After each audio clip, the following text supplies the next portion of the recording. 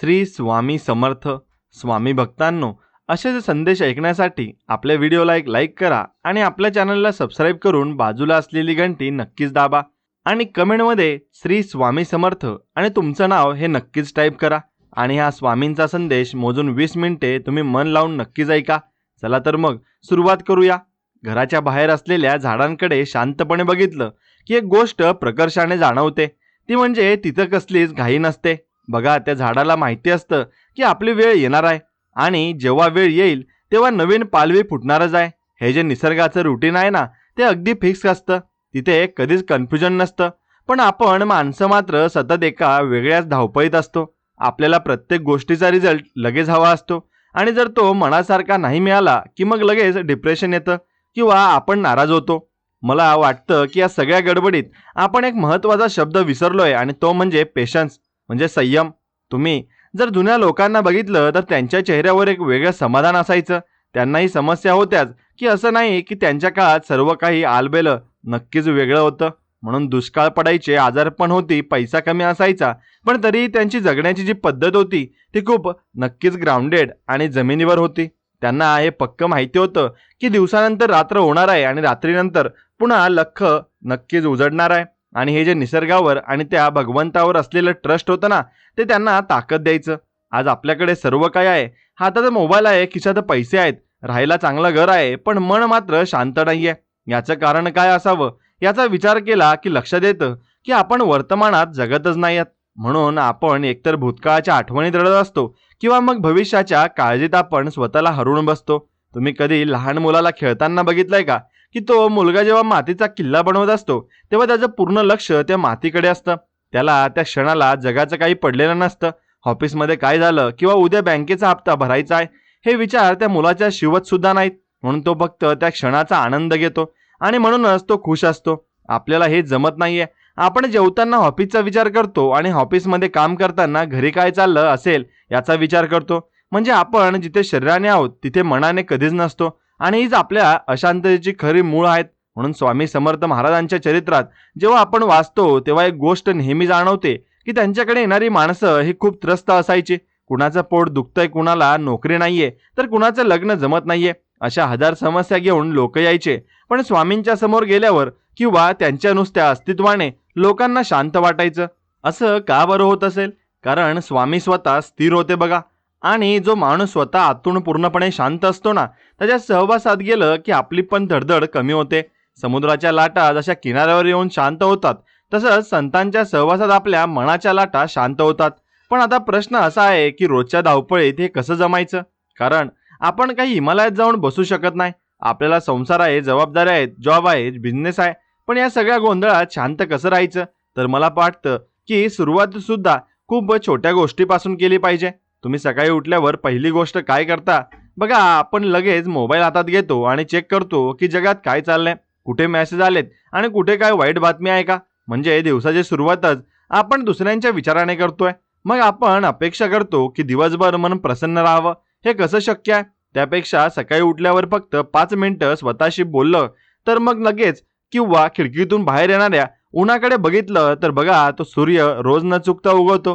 त्याला कधीच कंटाळा येत नाही. तो कधीच म्हणत नाही की आज मला मूड नाहीये किंवा आज संडे आहे, मी सुट्टी घेणार. आणि तो आपलं काम निष्ठेने करतोय. निसर्गाची ही शिस्त आपण जर आपल्या आयुष्यात आणली ना, तर नक्कीच अर्ध्या समस्या तिथेच संपतील. आपण खूप म्हणतो की मला वेळच मिळत नाही, पण खरं तर आपण वेळेचं मॅनेजमेंट चुकीचं करतोय.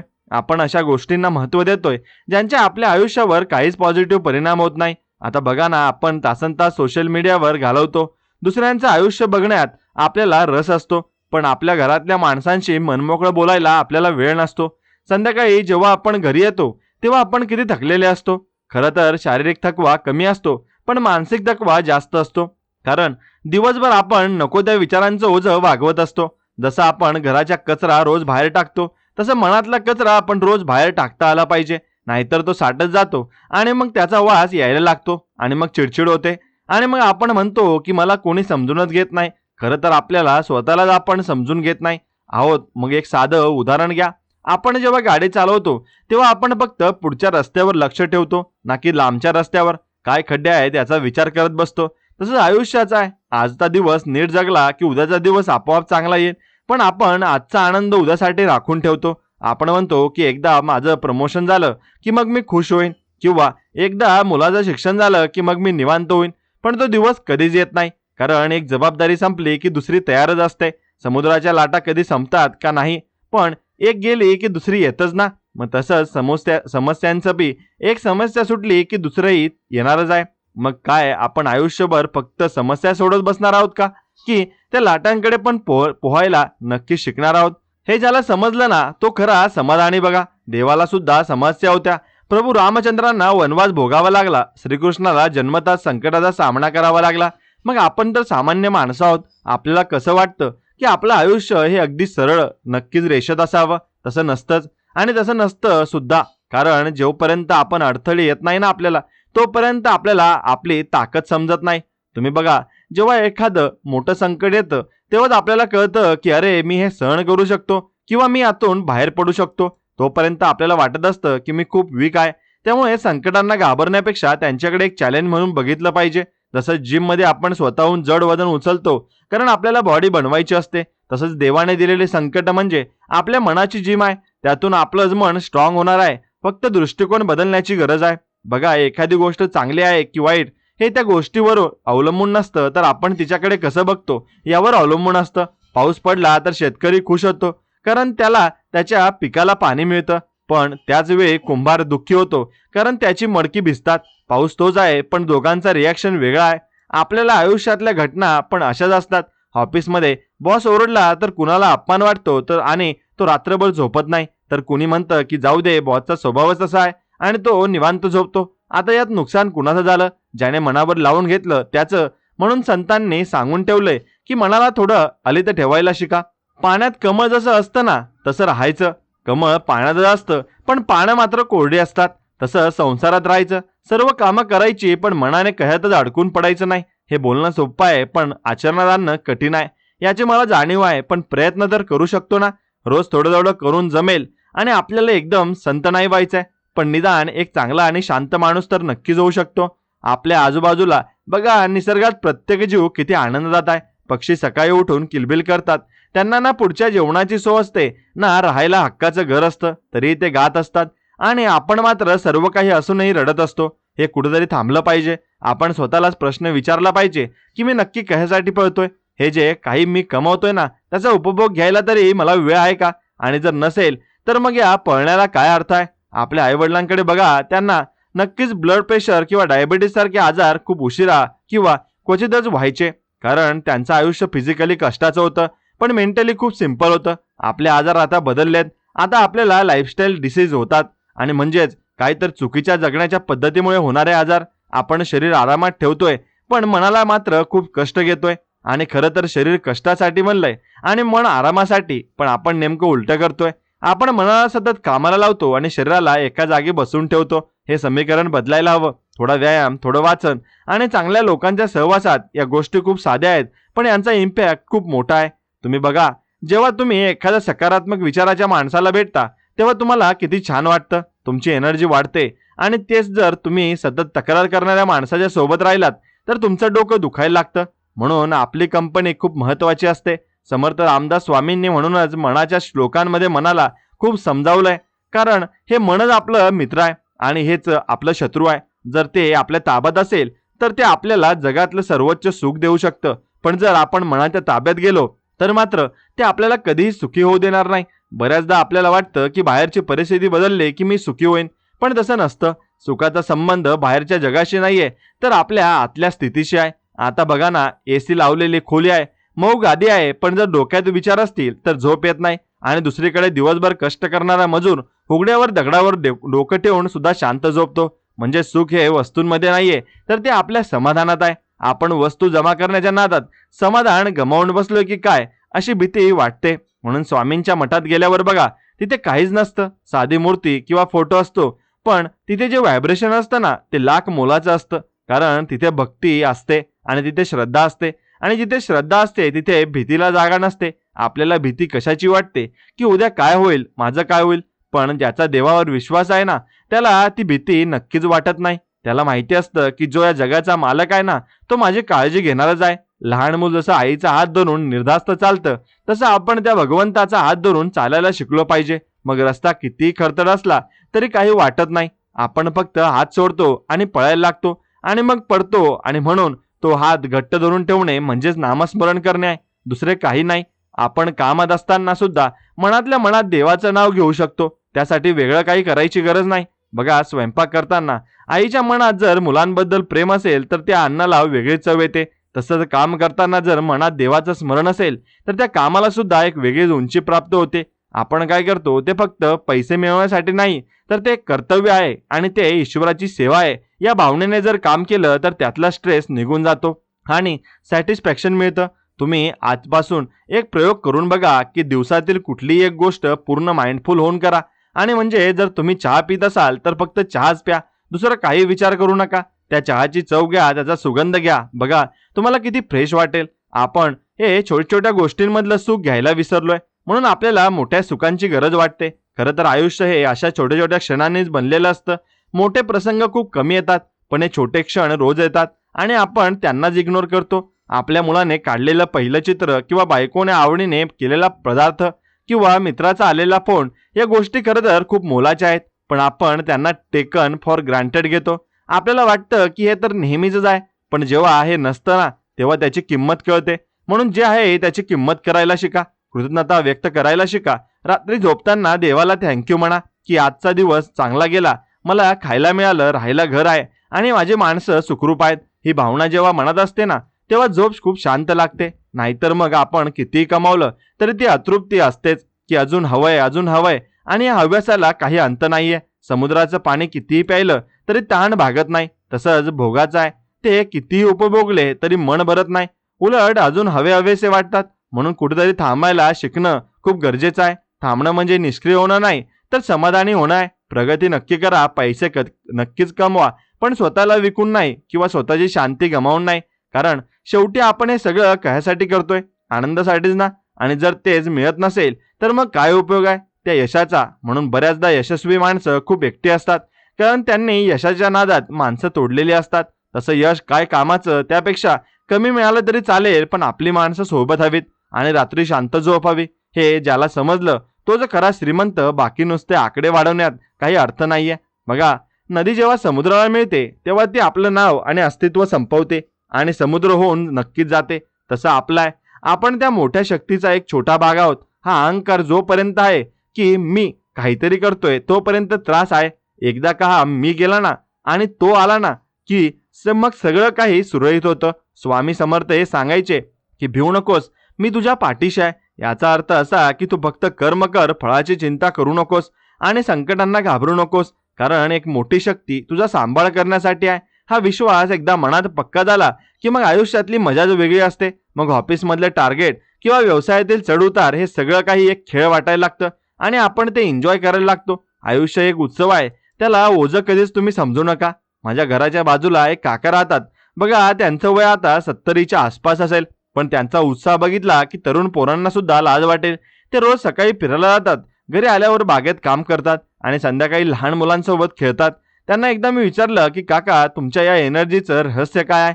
तर ते हसले आणि म्हणाले की अरे बाबा, मी आयुष्याचं ओझं डोक्यावर घेत नाही, मी ते पाठीवर घेतो. म्हणजे काय तर जबाबदाऱ्या आहेत त्या पार पाडायच्या, पण त्यांचं टेन्शन डोक्यात ठेवून फिरायचं नाही. हे वाक्य मला खूप महत्वाचं वाटलं. बघा, आपण काय करतो, आपण जबाबदाऱ्या पार पाडतोच, पण त्या पार पाडताना आपण स्वतःला इतकं पिळून काढतो की जगण्यातली मजा संपून जाते. आपण म्हणतो की मला मुलांसाठी हे करायचंय, मला घरासाठी ते करायचंय. अरे चांगलं आहे की करा, पण रडतडत कशाला करताय? हसत हसत करा. काम तेच काम आहे, कष्ट तेच आहेत. फक्त तुमचा ॲटिट्यूड बदलला की गोष्टी सोप्या होतात. बघा, जेव्हा एखादी गृहिणी स्वयंपाक करते तेव्हा जर तिने कंटाळून स्वयंपाक केला तर त्या अन्नाला चव येत नाही. पण तेच जर तिने प्रेमाने केलं की आज माझ्या मुलांना हे खायला घालणार आहे, तर साधं वरण भात सुद्धा अमृत लागतो. म्हणजे आपली भावना त्या कामात उतरत असते. आता तुम्ही म्हणाल की ऑफिसच्या कामात कसली आली भावना? तिथे तर फक्त टार्गेट असतं आणि बॉसचा आरडाओरडा असतो. बरोबर आहे, पण तिथे सुद्धा आपण हे काम माझ्या पोटा पाण्यासाठी करतोय किंवा यामुळे माझं घर चालतंय हा विचार केला तर त्या कामाबद्दल थोडा तरी आदर निर्माण होतो. आणि एकदा का कामाबद्दल आदर निर्माण झाला की मग कंटाळा कमी होतो. बघा, जगात कुठलंही काम हलकं किंवा मोठं नसतं. काम ते काम असतं. रस्त्यावर झाडू मारणारा माणूस जर त्याचं काम प्रामाणिकपणे करत असेल तर तो सुद्धा तेवढाच महत्त्वाचा आहे जेवढा एखाद्या कंपनीचा CEO आहे. कारण जर त्याने झाडू मारला नाही तर रोगराई पसरेल. प्रत्येकाची आपली एक भूमिका आहे आणि ती भूमिका आपल्याला चोख पार पाडायची आहे.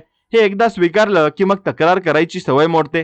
बऱ्याचदा आपण आपली तुलना दुसऱ्यांशी करून दुःखी होतो की त्यांच्याकडे कार आहे माझ्याकडे नाही, किंवा त्यांचं घर मोठं आहे माझं लहान आहे.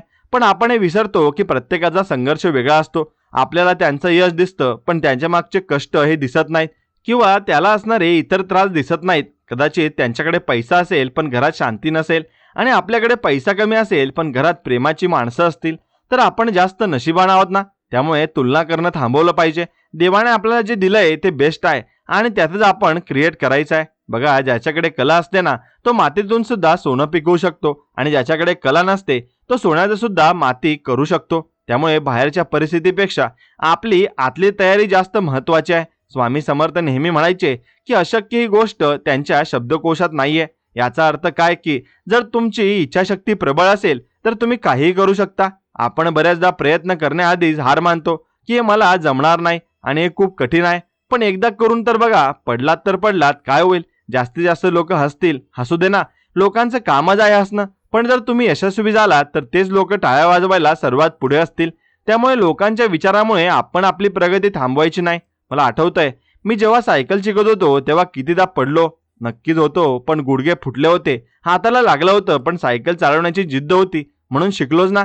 जर तेव्हा पडण्याच्या भीतीमुळे सायकल चालवलीच नसती तर आज नक्कीच ती गाडी पण चालवता आली नसती. तसंच आयुष्याचं आहे, चुका होणारच आहेत. चुकांशिवाय माणूस शिकू शकत नाही. आणि जी माणसं म्हणतात की मी कधीच चूक केली नाही, याचा अर्थ त्यांनी कधीच काही नवीन करण्याचा प्रयत्न केला नाही.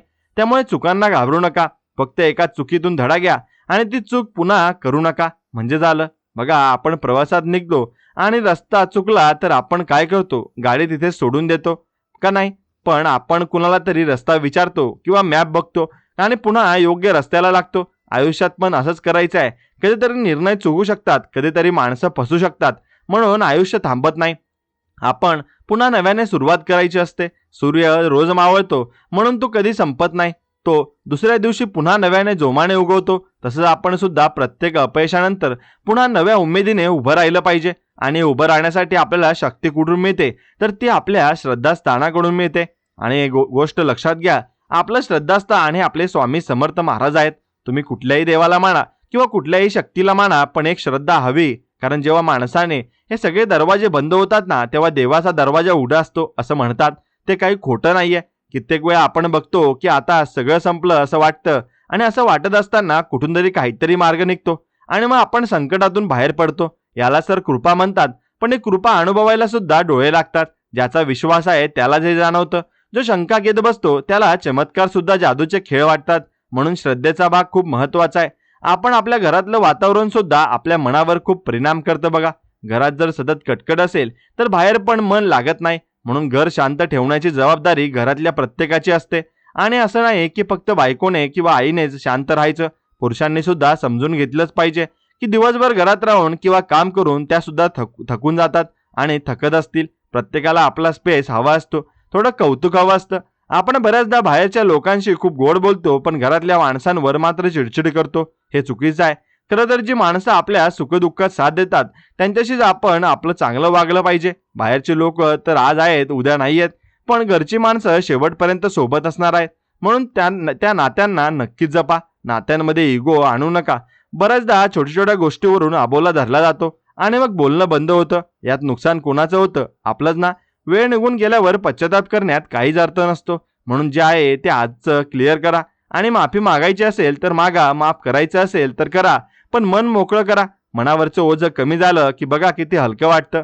आपण विनाकारण जुन्या गोष्टी उभरून काढतो आणि किंवा 10 वर्षापूर्वी तू असं म्हणला होतास किंवा 5 वर्षापूर्वी त्यांनी माझा अपमान केला होता, अरे ते सोडून द्या. आता ती माणसं बदलली असतील किंवा परिस्थिती बदलली असेल, आपण मात्र तिथेच अडकून पडलोय. वाहत्या पाण्यासारखं व्हायचं, जे आलं ते वाहून नेलं. आणि पाणी कधी एका जागी थांबत का नाही? ते खळाळत पुढे जातं म्हणून ते निर्मळ असतं. डबकं झालं की त्याला दुर्गंधी येते. तसंच मनाचं आहे, मन जर एकाच गोष्टीवर अडकून पडलं की ते दूषित होतं. म्हणून लेट गो करायचं नक्कीच तुम्ही करायला शिकणं हीच आजच्या काळातील सर्वात मोठी साधना आहे. आपल्या मुलांवर सुद्धा आपण सुद्धा अपेक्षेचं ओझं टाकतोय का, याचा विचार पालकांनी केला पाहिजे. आपल्या वाटतं की माझ्या मुलाने हेच व्हावं किंवा त्याने फर्स्ट नक्कीच यावं, पण त्याला त्याच्या कलागुणांचा आपण विचार करतो का? कदाचित त्याला चित्रकलेत रस असेल किंवा त्याला खेळायला आवडत असेल. प्रत्येक मूल वेगळं असतं. जसं जंगलात वाघ आणि हत्ती हे दोन्ही असतात. दोघांची ताकद वेगळी आहे, दोघांचं काम वेगळं आहे. आणि हत्ती वाघासारखा धावू शकत नाही आणि वाघ हत्तीसारखा ओझं वाहू शकत नाही. म्हणून तुलना करू नका. आपल्या मुलाला ओळखा आणि त्याला त्याच्या आवडीच्या क्षेत्रात पुढे जाऊ द्या. बघा, जेव्हा माणूस आवडीचं काम करतो ना, तेव्हा त्याला कामाचा कंटाळा येत नाही आणि तो त्यात नक्कीच एक्सपर्ट होतो. आणि आपण बघतो आजकाल मुलं स्ट्रेसमुळे चुकीची पावलं उचलतात. हे का होतंय? कारण त्यांना घरून सपोर्ट मिळत नाही. त्यांना वाटतं की जर मला कमी मार्क्स पडले तर माझे आई बाबा काय म्हणतील, ही भीती त्याच्या मनात घर करते. म्हणून पालकांनी मुलांचे मित्र झालंच पाहिजे, जेणेकरून ते आपल्या मनातील प्रत्येक गोष्ट तुम्हाला सांगू शकतील. आणि एकदा का मुलांशी संवाद तुटला की मग ते बाहेर चुकीच्या संगतीत लागतात आणि मग आपला नशिबाला दोष देतो. म्हणून त्यामुळे संवाद खूप महत्त्वाचा आहे. फक्त ऐकून घ्या, लगेच सल्ला देऊ नका. बऱ्याचदा समोरच्याला फक्त आपलं म्हणणं कोणतरी ऐकून घ्यावं एवढीच अपेक्षा असते. उपाय त्यालाही माहीत असतात, पण एक आधार हवा असतो की मी आहे ना, तू काळजी नको करू. हे एक वाक्य सुद्धा माणसाला खूप बळ देतं. स्वामी समर्थांच्या भक्तांचा हाच एक नक्कीच अनुभव यायचा की स्वामी काही प्रत्येक वेळी मोठं प्रवचन नाही द्यायचे. ते फक्त एक दृष्टिक्षेप टाकायचे किंवा पाठीवर हात ठेवायचे आणि भक्ताचं काम होऊन जायचं. की जी पॉझिटिव्ह एनर्जी असते ना, ती भक्ताच्या पलीकडची असते. आपण सुद्धा ही आपल्या वागण्यातून अशी एनर्जी निर्माण करू शकतो. याचा प्रयत्न केला पाहिजे. आपण जिथे जाऊ तिथे वातावरण प्रसन्न झालं पाहिजे. असं नाही की आपण गेलो की लोक म्हणायला लागले, अरे हा कशाला आला. आपलं अस्तित्व हवं असं वाटलं पाहिजे आणि त्यासाठी चेहऱ्यावर सतत हास्य आणि वाणीत गोडवा असावा लागतो. हे काही बाजारात मिळत नाही, हे कमवावं लागतं अभ्यासाने आणि सवयीने. सुरुवातीला अवघड वाटेल की ज्याने अपमान माझा केलाय त्याच्याशी मी चांगलं कसं बोलू, पण एकदा बोलून बघा, तो सुद्धा ओशाळेल आणि कदाचित तुमचं नातं सुधारेल. आगीला आगीने नाही विझवता येत, तिला पाण्याने शांत करावं लागतं. तसंच रागाला प्रेमाने जिंकता येतं. ते तत्वज्ञान नाही, हे व्यवहार ज्ञान आहे. करून बघा, फरक पडेल. बघा, आपण मंदिरात जातो, तिथे घंटा वाजवतो का? कारण त्या आवाजाने आपलं लक्ष एकाग्र होतं, मन वर्तमानात येतं. तसंच आपल्या रोजच्या आयुष्यात काही सिग्नल ठरवा.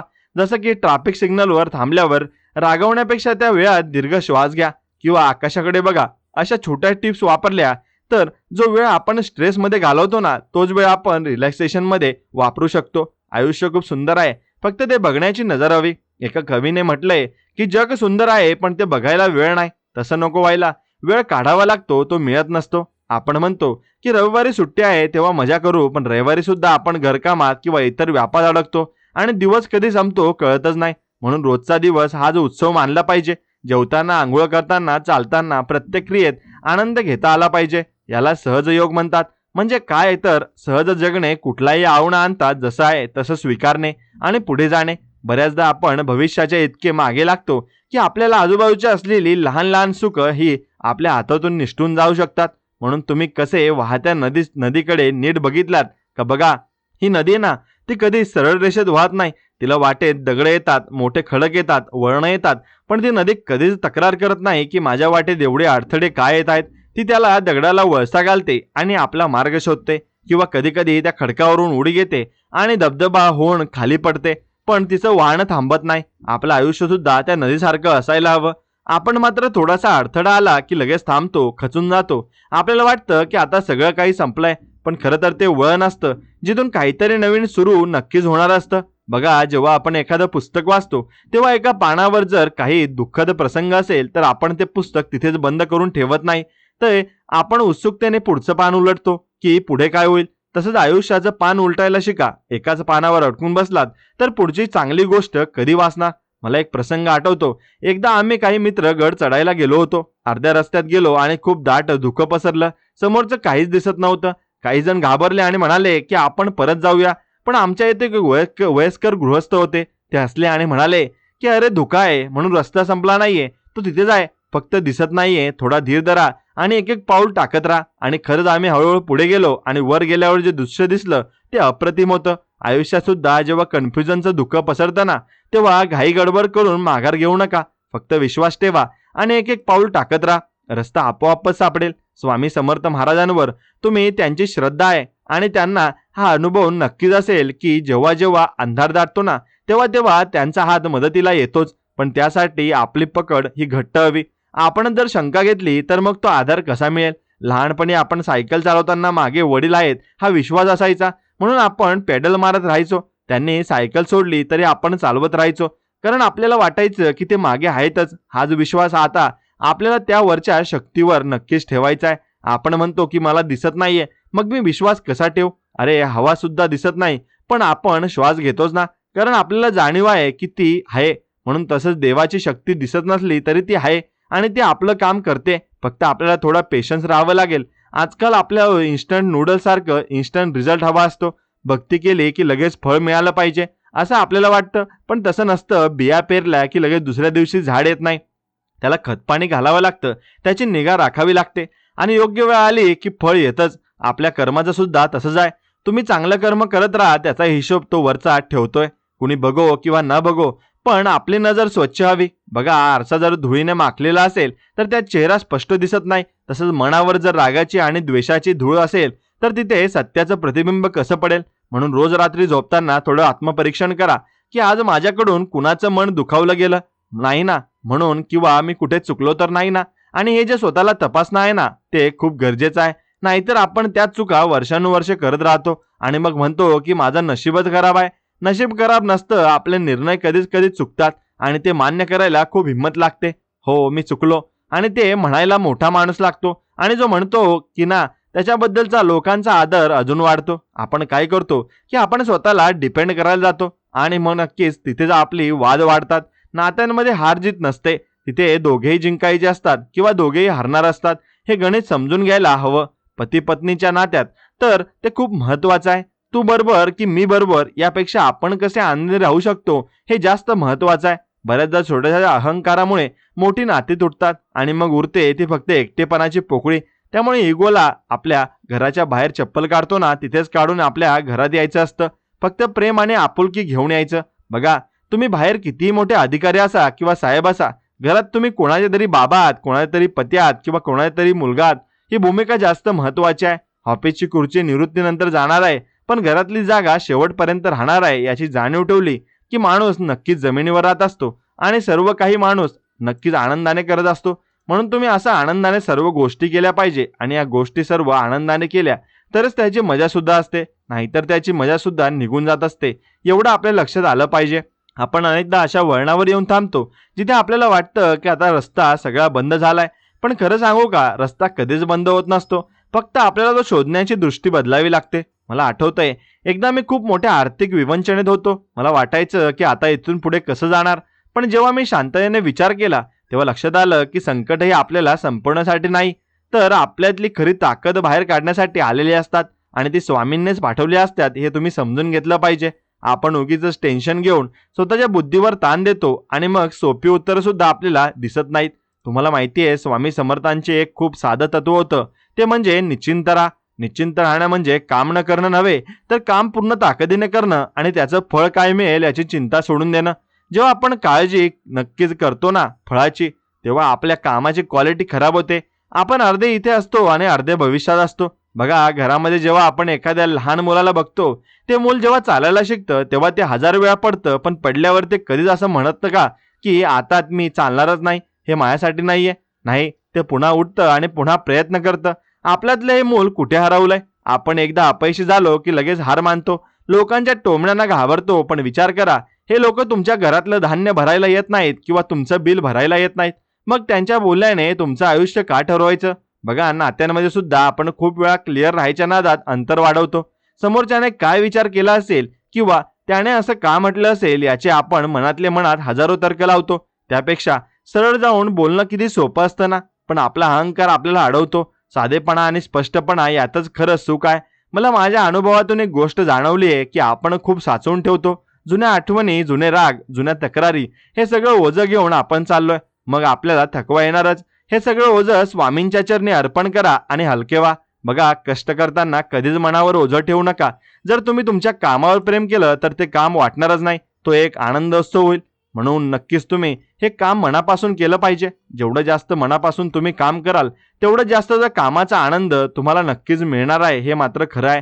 आपण मात्र कामाला शिक्षा समजून करतो, मग प्रगती कशी होणार? निसर्गातल्या मुंग्यांकडे बघा, त्या कधीही कामाचा कंटाळा करत नाहीत, त्या सतत मग्न असतात. त्यांच्याकडून आपल्याला चिकाटी शिकायला मिळते. आपण मात्र थोड्याशा आरामासाठी आपलं पूर्ण भविष्य पणाला लावतो. बघा, पैसा गरजेचा आहे, पण पैसा म्हणजे सर्वस्व नाही. ज्याच्याकडे खूप पैसा आहे पण ज्याला रात्रीची झोप शांत लागत नाही ना, तो श्रीमंत कसा? खरी श्रीमंती ही तुमच्या मनातल्या समाधानात आहे. बघा, आजकाल आपल्याला प्रत्येक गोष्ट फास्ट हवी असते. Fast food, fast internet, fast success. पण झाड वाढायला वेळ लागतोच. तुम्ही कितीही पाणी घातलं तरी झाडाला फळ त्यांच्या मोसमात येतात. हा निसर्गाचा नियम आपल्याला आयुष्यातही लागू होतो. संयम ठेवा, तुमच्या कष्टाचं फळ तुम्हाला नक्की मिळेल. फक्त थोडी प्रतीक्षा करायला शिका. बघा, कधी कधी आपल्याला वाटतं की आपण खूप एकटे आहोत, कोणीच आपल्याला समजून घेत नाहीये. पण खरं सांगू का, तुम्ही स्वतःला किती समजून घेताय जास्त महत्वाचं आहे. स्वतःचा वेळ स्वतःला द्या, स्वतःच्या आवडीनिवडी जपा. जेव्हा तुम्ही स्वतःवर प्रेम करायला शिकता तेव्हा जग तुमच्यावर प्रेम करायला लागतं. स्वामी समर्थांनी नेहमी सांगितलंय की आधी स्वतःला ओळखा, आणि आपण मात्र आयुष्यभर दुसऱ्यांना ओळखण्यात वेळ घालवतो. बघा, आयुष्य हे एका वाहत्या नदीसारखं आहे. त्यात चांगले वाईट दोन्ही प्रकारचे अनुभव येणार. पण नदी जशी दगडांना वळसा घालून आपला रस्ता शोधते ना, तसंच आपल्याला सुद्धा संकटांना पार करून पुढे जायचं आहे. कधीच थांबू नका. थांबला तो संपला. सतत काहीतरी नवीन शिकण्याचा प्रयत्न करा. मग ते एखादं नवीन कौशल्य असो किंवा एखादा नवीन विचार असो. बघा, कृतज्ञ राहा. ज्यांनी तुम्हाला कठीण काळात मदत केली आहे ना, त्यांना कधी विसरू नका. कृतज्ञता ही एक अशी ऊर्जा आहे ना, जी तुमच्या आयुष्यात अधिक सुख घेऊन येते. बघा, मनात नेहमी शुद्ध विचार ठेवा, कारण जसे विचार असतील तसंच तुमचं जग तुम्हाला दिसेल. आणि जर तुम्ही नकारात्मक विचार कराल तर तुम्हाला प्रत्येक गोष्टीत दोषच दिसतील, हे मात्र निश्चित आहे. म्हणून चांगला विचार करा, आणि प्रत्येक वेळी चांगला विचार केल्यावर तुम्हाला चांगलंच फळ देव देणार आहे, हे फक्त तुम्ही लक्षात ठेवा. आणि लक्षात असलं आणि स्वामींची भक्ती तुम्ही करत असला तर तुम्हाला कोणत्याही गोष्टीचं टेन्शन घ्यायची गरज नाही. स्वामी सर्व काही बघून घेतील, आणि स्वामींना सर्व काही माहिती आहे. आणि हा संदेश तुम्हाला मनापासून आवडला असेल तर मनापासून आपल्या व्हिडिओला एक लाईक करा, आणि आपल्या चॅनलला सबस्क्राईब करून बाजूला असलेली घंटी दाबा, आणि कमेंटमध्ये तुमचं नाव आणि श्री स्वामी समर्थ असं नक्कीच टाईप करा. चला तर मग भेटूया पुढच्या एका नवीन व्हिडिओमध्ये. तोपर्यंत श्री स्वामी समर्थ. जय जय स्वामी समर्थ. धन्यवाद.